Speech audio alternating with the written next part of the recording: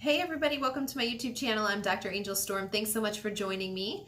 I'm talking to you about what it will feel like when you're ending your relationship or your previous life with a narcissist. Today in this video, I really want to talk to you about what to expect emotionally and mentally as this is happening.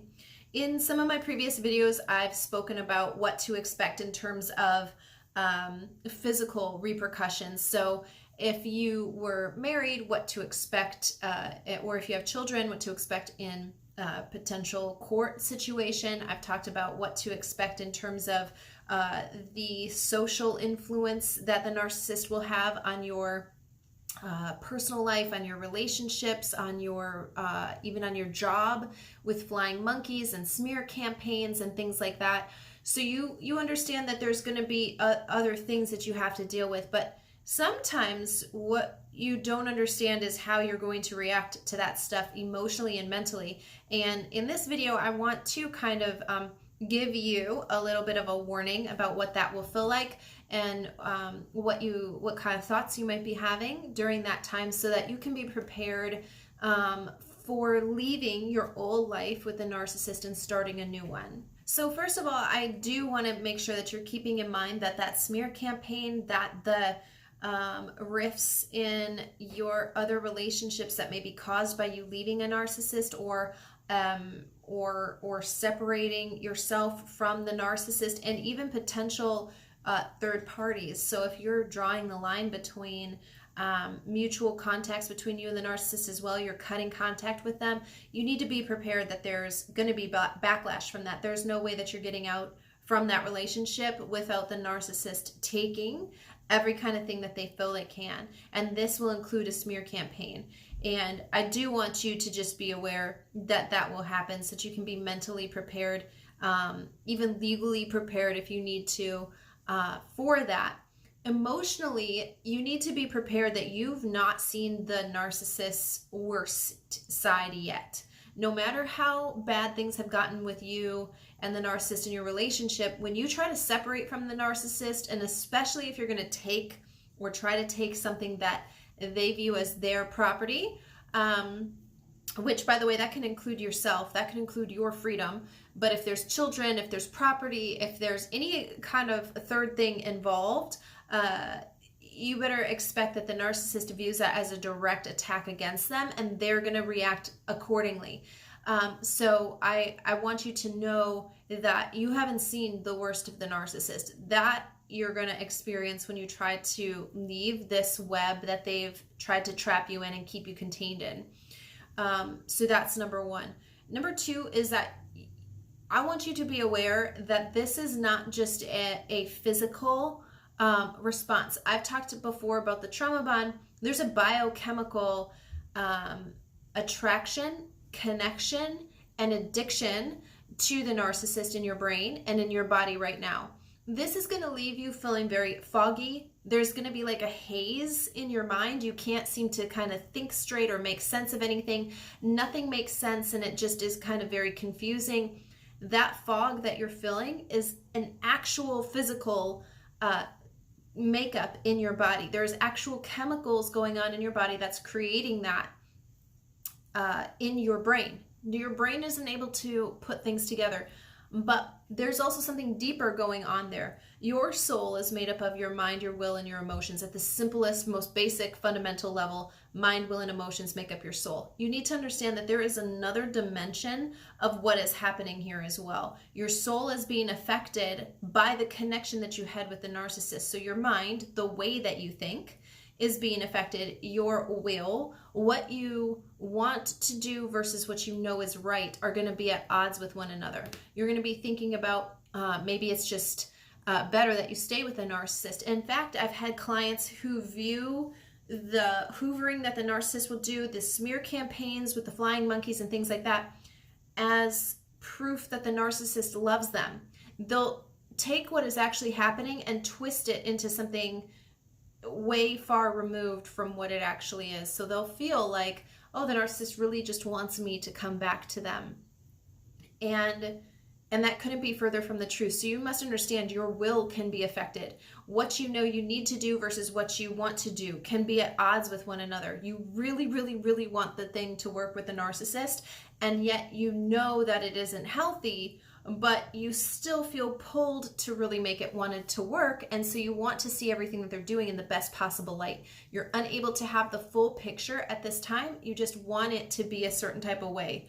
So before leaving a narcissist, it's really important that you have predetermined choices in order. I have so many videos on how to create predetermined choices for your own self, what it would look like to set those things up, and how to make sure that they're effective. You can't just decide, okay, I'm going to do A, B, and C, and think you're done, because your will is going to be affected. Your will is going to be tested during this period of time. You need to have a support system, an accountability partner. You need to have some sort of fail-safes in place before deciding to leave the narcissist, or you are going to end up back in this cycle of abuse with the narcissist. And you're actually strengthening the trauma bond when you do this. When you try to leave the narcissist and you go back, try to leave, go back, try to leave, go back, you're strengthening the trauma bond. You're becoming more addicted to that cycle of abuse, and you're abusing your own self without even knowing it.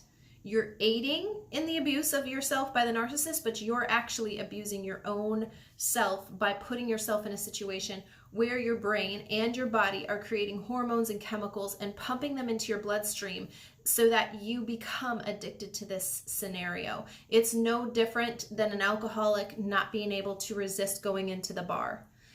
The alcohol isn't the problem. The relationship with the alcohol is the problem in that situation. And so it's the same thing with your relationship with the narcissist. So you have to be aware that you need help. You need help. No matter how determined you are to leave the narcissist, you need outside help. You need an accountability partner. You need some sort of system to hold you accountable to your predetermined choices, but also to be there for you emotionally, to remind you of your worth and things like that, because a lot of that has been eradicated during your time with the narcissist. And of course, your emotions. Your emotions are also part of your soul. So the way that you feel about the narcissist, this includes your memories. Did you know that every time you take a memory out and you remember it and then you put it back in your mind, you've changed some detail about that memory, and you've also grown the strength or the emotional attachment that you have to that memory. In other words, you can be remembering something that didn't actually happen, but you've decided that that's how it went or how you wanted it to go, or you've wanted it to go that way so badly that you've just overridden what actually happened. This is why when you start to try to leave the narcissist, all you can seem to remember is the good times. You can only seem to remember the things you have in common, the memories that you've made, the places that you visited, the family holidays that you spent together, whatever. You're going to remember only the good things. This is your emotions being off true north. You are going to have to go through a process where you relearn and retrain your emotions to serve you. Right now, they're taking you in a path that has to do with your addiction, that has to do with the way that you really wanted this relationship to work out. And it isn't going to be possible. Right now, you're going to just need to get separated so that you have the space to get back to who you truly are. Right now, you don't know who you truly are. And this is part of that fog and that haze that comes over you when you try to leave the narcissist. You must understand that the trauma bond is something so real, so pervasive, and it's almost impossible to defeat on your own. You're going to need help. You're going to need outside resources. So I want to make sure that you understand your mind, your will, and your emotions are going to play heavily into how you're feeling and ultimately the outcome of leaving the narcissist. If you don't understand that those things are going to work against you, your own self is going to be working against you. Your emotional side of you is going to be working against your rational side, and even your spirit. Your spirit knows that this is not where you're supposed to be, and it's going to try to get you out of there, but your soul is extremely powerful. And if you don't understand that that part of you is going to be working against you, and that this war within yourself is going to happen until you've dominated, until you've reprogrammed your soul, this is going to happen. This is part of the recovery process. So even after you've left the narcissist, you've gone no contact, you can't understand why they still have such a hold on you, because you're physically separated, and you think that means, you think physical separation equals emotional and mental separation, and that's just not the case. Again, soul ties are very real. I have a whole video that I talk about covenants and soul ties and how to break those things and how to move forward. This is the point where you really are starting to reprogram your body as well. So your body has a significant role to play in how quickly you get over the trauma bond. And I have a lot of videos that talk about detoxing yourself from yourself, how to detox your own body from your own chemicals that you've been producing while you've been with a narcissist, and also through this traumatic time of separating from a narcissist. This is actually a very crucial point, but it also is very traumatic, because think about removing an addiction from an addict. Any type of addiction, you remove it from them, you're literally taking away the thing that has made them feel like themselves. They don't understand that there's a better way to live. And so the same thing is happening with the trauma bond, except your body is actually more addictive than any outside substance ever will be. So this is actually much more traumatic than I think society understands and what they recognize. And just like you wouldn't tell a heroin addict to stop doing heroin and expect them to listen and just change like that, people are actually not helping other people when they tell them just leave that person, get divorced, whatever. You're actually not helping that person who's trauma bonded to their spouse or to their significant other, even in a very, very toxic relationship. If you don't have a plan on how to get them out, if you aren't willing to walk them through the process of detoxing, even from their own selves, from their own bodies, from their own chemical makeup, you're not helping them. You're actually just strengthening the root of shame and guilt in that person. So if you're watching this and maybe you know, like, oh, that fits my sister, that fits my best friend or whatever, if you've only been telling them you need to leave, and I've told them I didn't like them, and I've told them that they need to get out, and you haven't provided them a way to get out, you aren't actually doing them any good. So try to relook at the strategy that you have on how to get them out of that relationship. So while this is how you're going to be feeling when you are first separating from the narcissist, separating yourself from this toxic situation, I want you to know that there is something incredible happening also during this time, which is that you are learning, you are growing in discernment, which is in the soul realm, in the spirit realm. You are growing in your ability to pick out toxic people. You are also learning about yourself. You're learning your strengths. You're learning about where your weaknesses lie. You're learning about who you truly are and how to use all of that to your benefit so that you can fulfill your purpose. This is an incredible opportunity for you to have a hard reset of your life. And while that is scary and it can be overwhelming, it can feel overwhelming, it's actually an incredible blessing. Think about that. If you could start completely over, what would you do? What would you change? You have that opportunity now.